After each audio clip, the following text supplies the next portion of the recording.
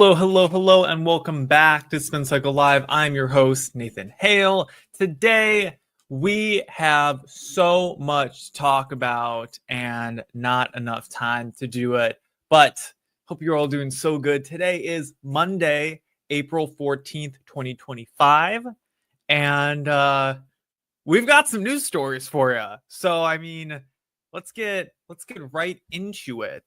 We're going to start doing something new with the show. I'm going to start pushing out the episodes. We're going to start rerunning some episodes every single week. So you're seeing this live today on Monday. You're also going to see it on Tuesday, though. We're going to restream it on X and just see how it does and see if a Tuesday time slot works better for it.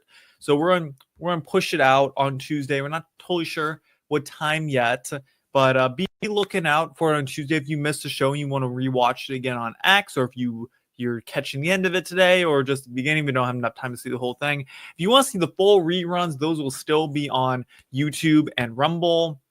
But we're going to restream it out on Tuesdays and Thursdays. So live shows will still always be Monday and Wednesday. We're going to push it out Tuesday and Thursday as well. Just see how it does. See if we get some more viewership on those days as well, or how that does. So with that, let's get right into our first story. Oh, Katy Perry's back in the news, folks. Katy Perry has been, I would say, an irrelevant kind of pop star. She really had her claim to fame in like 2014, it feels like, and kind of slowly faded into the background. Kind of like if you've seen the meme where it's Homer Simpson kind of fading back into the bush, that's been Katy Perry for like her entire career over the past decade or so. Just slowly fading away. And every now and then, just when you think she's totally gone, all of a sudden she pops back up again in a story like this. This is from the New York Post. Katy Perry, Gayle King kiss the ground after exiting the Blue Origin spacecraft following a 4-minute space flight. 4 minutes, guys. You don't know what Blue Origin is. Blue Origin is the Jeff Bezos space company. He's like trying to compete with Elon Musk, right? They're really the only two people out there doing commercial space travel right now. So Jeff Bezos has decided that he's going to send up a bunch of unqualified, irrelevant women into the atmosphere and see how they do up there. I don't know if this is some psychotic space experiment to see how middle age C-tier celebrities do in space, or if this is to get publicity. I don't know what it is, but that's what he's doing. So pop star Katy Perry and CBS Morning co-host Gayle King, both of them. By the way, I'm not going to get through this article without laughing, guys. It's so ridiculous. We have to tune back into our lizard overlords and see how they're doing. So bear with me. So pop star Katy Perry and CBS Morning co-host Gayle King, an unlikely combination, immediately kissed the earth after returning from their trip on the Blue Origin Shepard rocket on Monday morning. The two celebrities, part of the all-female mission, popped out of the capsule and immediately dropped to their knees to give the Texas desert a thrilled to be back home after the pulse-pounding adventure. Whoa, 11 whole minutes in space. Really got my heart going there. Perry, who was posed with a daisy pointed to the sky, a tribute to her daughter, Daisy Dove Bloom, was smiles following the 11-minute space tourism flight. Quote, "It is the highest high," Perry said of the trip. Quote, "I couldn't recommend this experience more." Perry, who became the first pop star to sing in space, chose to sing Louis Armstrong, "What a Wonderful World," during the historic flight rather than one of her own songs. Quote, "I think it's not about me. It's not about singing my songs. It's about a collective energy in there. It's about us," she said. "It's about making space for future women and taking up space and belonging. It's about this wonderful world that we see right out there and appreciating it," she added. "This is all for the benefit of Earth." Yes, sending C-tier celebrities up into space is all for the benefit of Earth. So, by the way, if you've been watching the show the whole time now, we're about 7.5 minutes in. That's 2 minutes, that's 3 minutes longer than Katy Perry was actually in space for right now. If we're following the actual live timeline, she's on the descend right now, back down to Earth. But oh my gosh, I swear, I heard this was happening. I kind of forgot it was happening today, but I heard this was happening, I don't know, a few days ago. And the first thought that went through my head was, gosh, I hope this is not another submarine incident. Remember the submarine that happened not too long ago where all those rich billionaires went down a submarine to go see the Titanic, and it kind of crunched in like a Coke can if you step on top of it. Yeah, I thought that was going to happen to us. Not that I wanted anything bad to happen to anybody, for the record, but whenever I hear about things like this happening, it always concerns me just a little bit. I'm like, I don't know about that. I don't know if we should be doing that. I don't really think that, I think it's astounding when qualified professionals can make their way into space, let alone a female pop star and a leftist TV show news host. So it's just one of those things where I'm like, things that make you go, right? So I don't know what else I have to say about that. I'm glad they're okay. I'm glad they are. But had I woken up this morning and the headline was Blue Origin flight explodes in the air, I would not have been totally surprised. The other thing is, space travel is not for me, guys. It really isn't. I'm a homebody. Do they have AC in space or not? I'm not sure. Space. I was not made. I was not made for space flight, folks. I wasn't. I was meant to be planted firmly here on the ground. I don't really like being up in a 50-story building, let alone up in the atmosphere, right? I don't really like riding an elevator, let alone being shot in space. So space travel is not for me. I'm good staying on the Earth. I'm good. Seeing Earth from the atmosphere is not something that I need to experience in life. I feel like it's not for me. But I'm glad that these women seem to have had the opportunity. I wonder how much they paid to do it. I don't know. So Katy Perry's got money to spend. So her one album is still bringing her millions a year, I'm sure. I constantly hear her songs in Kohl's in the discount section. But that's all I have to say about that. So congratulations to the first all-female space crew in space. And that's all I got to say about that. So on to an equally as ridiculous story, but though in a different way. ESPN host Stephen A. Smith says he's looking at a 2028 presidential run. Sportscaster Stephen A. Smith looks to the heavens as he weighs 2028 presidential run.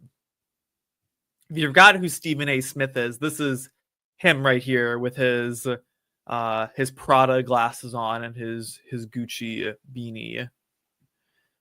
Sportscaster Stephen A. Smith says he is heeding his pastor's advice by keeping the door open to running for the 2028 Democratic presidential nomination. Quote, I couldn't be happier, but there is the reality. People literally have walked up to me, including my own pastor, for crying out loud, who has said to me, you don't know what God has planned for you. At least show the respect to the people who believe in you, who respect you, who believe that you can make a difference in this country, to leave the door open for any possibilities 2 or 3 years down the line. Mr. Smith said Sunday on ABC News this week. This is the only time in history I've ever heard Stephen A. Smith referred to as Mr. Smith. So that's basically all this article goes into. He talks about, I'll read this last quote for you. Quote, if any GOP member, if any Republican, excuse me. Let me go up a little bit. So Stephen A. Smith does say that there are more qualified individuals, including Governors Wes Moore and Josh Shapiro, who I would hardly say are qualified, but okay. However, he said he must keep the door open given the lack of Democratic leadership in Washington. That's true. And President Trump's suggestions he could circumventilate the Constitution's 22nd Amendment to run for a third term. Quote, if any GOP member, if any Republicans support that, I don't want to hear a word about their mouth ever again about following the Constitution. The Constitution, the Constitution, the Constitution, Mr. Smith said. That is what they have been living off of for years. And then you are talking about circumventing the 22nd Amendment and you think that is cool? No way. First off. All right. Let's take this again. Let me not get past myself. Stephen A. Smith running. I can. Okay. Hold my hand for a second. Okay, hold my hand for a second. It's the 2028 Democratic primaries. Up on stage, we have Gavin Newsom pretending he's a moderate. We have Alexandria Ocasio-Cortez running to stop the oligarchy. We have Stephen A. Smith to her left. What a joke of a primary that would be. A joke of a primary. Because if Stephen A. Smith is in the primary, who else is in that primary too? If Stephen A. Smith made it into the primary, if he's up on the debate stage, who else made it up there? All the other crazies, AOC, Rashida Tlaib, all the other nutbag Democrats that are out there right now, they're up on stage right alongside Stephen A. Smith. If he made it up there, a whole lot of them did too. That would be the funniest. That would be the funniest primary I've ever seen. It would be a culmination of people trying to sound like they're moderates, even though they're really leftists. And then the flip side of that, all of the woke folks trying to sound even more woke. And I don't know if Stephen A. Smith would fall into the trying to out woke the woke crowd, or if he would fall into the leftist masquerading as a centrist crowd. But either way, it would be freaking hilarious. They couldn't get their act together. You know, the Republican primary 2020 or 2024 was funny because it was Donald Trump, 2024 and 2016, because it was Donald Trump just going through and taking out each one of the candidates one by one with just wit and humor. And this would just be like leftist butting heads with centrists, or with leftist butting heads with leftists masquerading as centrists. That's what it would be. That's what this entire primary would be. It's going to be so funny to see. I can't wait to see when people start announcing their bids for the Democratic primaries, when that's going to happen, and who's the first to announce and who will be running. It's going to be freaking hilarious to see. But Stephen A. Smith being up there would be so funny. Also, we've talked about Donald Trump circumventing the Constitution on this show before. First off, like I said before on that show, not a good look for Trump. That being said, I don't think Stephen A. Smith has even read the Constitution. Anyone who is suggesting that Trump could somehow get a third term has not read the Constitution, because the idea is that he could become the vice president and then become the president by the president resigning, right? But the Constitution says that nobody can become vice president if they're ineligible to become president, right? So someone who is 19 years old could not become vice president and then become president, right? It's as simple as that. So same thing if someone has already served their 2 terms, they can't become the vice president because they've already been the president twice, right? So it's just how it is. Anyways, so the people who wrote that amendment were much smarter than people living today, apparently. But that's all I got to say about Stephen A. Smith. So good luck. Good luck, Stephen A. Smith. We'll see how you do. We'll keep you updated on the show as when new things like this come about. But that's all I got to say about that. All right. Let's go to an AP News article. So President Trump says CBS and 60 Minutes should pay a big price for going after him. President Donald Trump bitterly attacked 60 Minutes shortly after the CBS News magazine broadcast stories on Ukraine and Greenland on Sunday, saying the network was out of control and should, quote, pay a big price, unquote, for going after him. Quote, almost every week, 60 Minutes mentions the name Trump in a derogatory and defamatory way. But this weekend's broadcast tops them all, the president said on his Truth Social platform. He called on the Federal Communications Commission chairman, Brendan Carr, to impose maximum fines and punishments, quote, for their unlawful and illegal behavior. Trump has an ongoing $20 billion lawsuit against 60 Minutes for how it edited an interview with Democratic presidential candidate Kamala Harris last fall.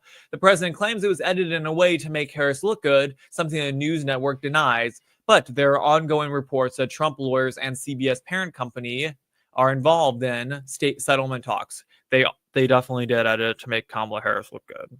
So just for the record, go watch the full interview for yourself and look the edited one. You'll see. So look, do I think that CNN 60 Minutes should be fined by the FCC for the news they're pushing out? No. Do I think it's misleading and manipulating sometimes? Absolutely. I mean, that Kamala Harris interview certainly was. I mean, was it illegal? I don't know about that. I'm not a legal scholar when it comes to things like this, but I hardly think it is. I mean, no one's forcing you to watch it or anything.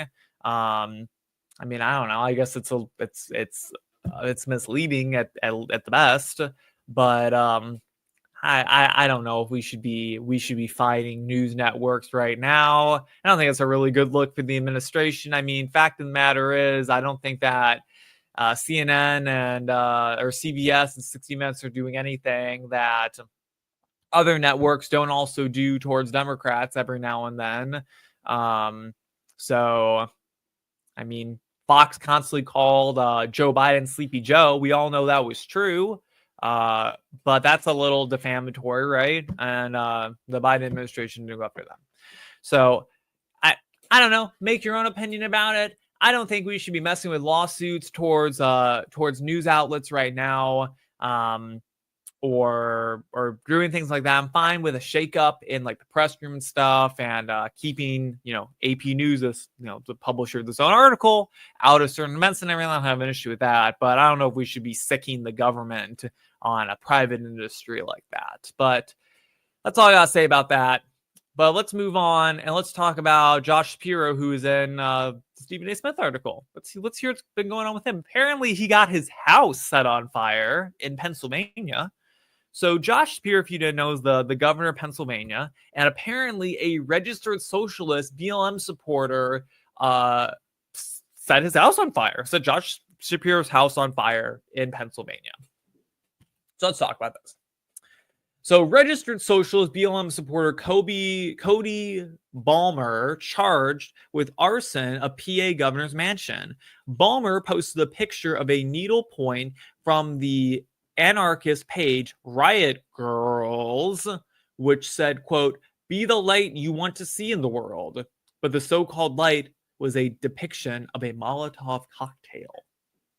Lovely folks, the socialists are.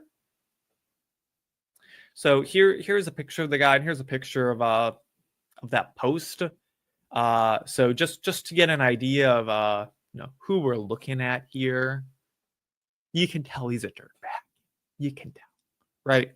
It's like, it's one of those things where it's like, we should never judge a book by its cover, but like 10 out of 10 times or 9 out of 10 times when crimes like this are committed, it's by people who look like this dude. Just saying. So, by the way, every time I've judged a book by its cover, it's been true. So, the man who authorities have set fire to Pennsylvania Governor Josh Shapiro's home while he and his family were sleeping at 2 a.m. has said he is a registered socialist and has shared support for the Black Lives Matter movement. Cody Balmer, 38 years old, has been arrested and charged with terrorism, attempted murder, and aggravated arson after Shapiro's home was torched while his family slept over the weekend, per the Associated Press. Shapiro and his family were able to escape without injuries. The fire was extinguished by first responders after the family escaped the burning home. In 2022, Balmer posted a picture of a needlepoint from the anarchist page Riot Girls, which said, quote, "Be the light you want to see in the world," but the so-called light was a depiction of a Molotov cocktail, that means by which he firebombed Shapiro's home, authorities have said. Here's some more pictures of the perpetrator. In a Facebook comment, he also stated that he was a, quote, "registered socialist" when talking to another social media user from 4 years ago. Balmer also shared a post in support of the BLM movement that was critical of conservatives and white people, drawing attention to the death of a 5-year-old who was killed in North Carolina in 2020, which said, quote, "Yes, it is very sad, unfortunate story. It's heartbreaking. What are you looking to prove? There are a full manhunt for the killer, who was then charged with murder with no bond within 24 hours after the shooting. Not weeks, not months, one day." That's the whole premise behind the BLM movement, because a black man was attacked and shot by multiple white men and no arrests were made until 3 months later, and only after national attention petitions and marches stopped trying to act oppressed. There's another picture of Cody Balmer. So I think that's all I got to say about that from the article. But take a look, folks. That is what a Jew hater looks like in the flesh right there. That is Cody Balmer, who attacked Governor Josh Shapiro's home. Josh Shapiro is a Democrat. Josh Shapiro is also Jewish, right? We all know the reason why Josh Shapiro was not chosen as the VP pick for Kamala Harris was because he is Jewish, and Jewish folks aren't being looked very kindly upon right now in the United States from the position of the left. There is no other reason I can see why someone like this would go and attack Josh Shapiro's home unless it was specifically because of that reason. This guy's a self-described socialist, anarchist, crazy nutbag leftist, right? Most likely votes for Democrats. So clearly he's not upset that Josh Shapiro is a Democrat. He's upset about other things that Josh Shapiro supports, such as being Jewish, right? So that's my opinion on this. We'll see what ends up coming out of it, but keep your eyes peeled, folks, right? Anarchist in the flesh right here. Jew hater right here in the flesh in front of us, throwing Molotov cocktails at the homes of governors, which nobody should be attacking politicians. This is not good for anybody, right? It's not good for anyone. It was not good for the left or the right when Donald Trump was shot or almost attacked the third time. It's not good for the left when this guy goes and attacks a governor. It's not good for the right either. It's not good for anybody, right? However, the thing that I would like to point out is this news story will be pushed up by the legacy media as something so terribly awful and so bad. But yet, when similar attempts happen on the lives of Supreme Court justices such as Brett Kavanaugh, when similar attacks happen to people like Donald Trump, we forget about it very quickly. We forget that it wasn't even a year ago that the current sitting president was almost had his brains blown out on national television, live on TV, right? We forget about that. But I'm sure this story is going to continue to be brought up by crazed leftists who forget about things. And I'm sure I will see a video in about 6 months of a crazy leftist going up and saying something to Charlie Kirk about how Democrats are being attacked, and then owned by him when he brings up all the times that Republicans were attacked. But I digress.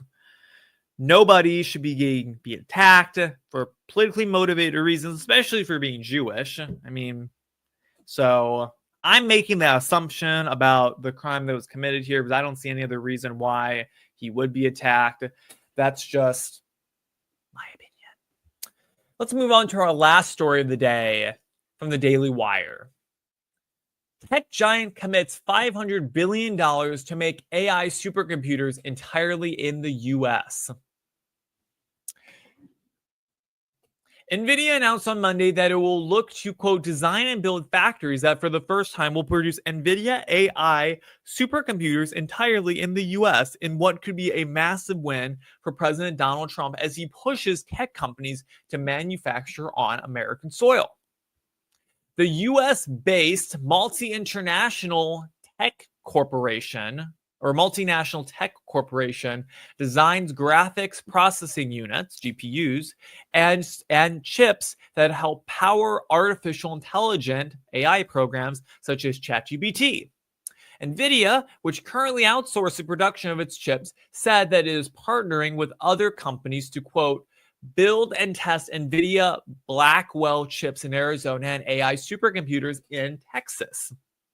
Within the next 4 years, NVIDIA plans to produce up to $500 billion of AI infrastructure in the United States through partnerships with TSMC, Foxconn, Wistron, Amkor, and SPIL. NVIDIA said in a statement, quote, these world-leading companies are deepening their partnership with NVIDIA, growing their businesses while expanding their global footprint and hardening supply chain resilience. This is fantastic. This is exactly what the United States needs. We need to push for issues like this to be brought to the United States. AI and supercomputing, as well as quantum computing, are going to become major players in what countries really continue to become superpowers going into the 22nd century, right? Going into, the next 50 to 100 years of civilization development, right? As us as humans. How that plays out will determine who stays as world superpowers.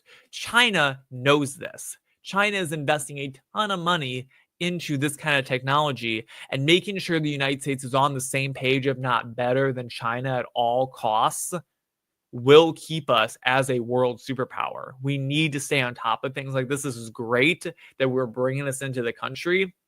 And what people I don't feel like appreciate about taking China down a rung is, since China controls so many things that we deal with on a day-to-day basis, if we ever went to war with China, if China ever got upset with the United States for whatever reason, they could cut those supply chain channels off and we would be screwed. If China has full control over supercomputing power in the world and the United States doesn't, if that gets cut off from us, we're screwed when it comes to supercomputing. And that could be critical in a war that takes place in the digital era, right? In a post 9/11 major war that will happen at some point, mark my words, it will.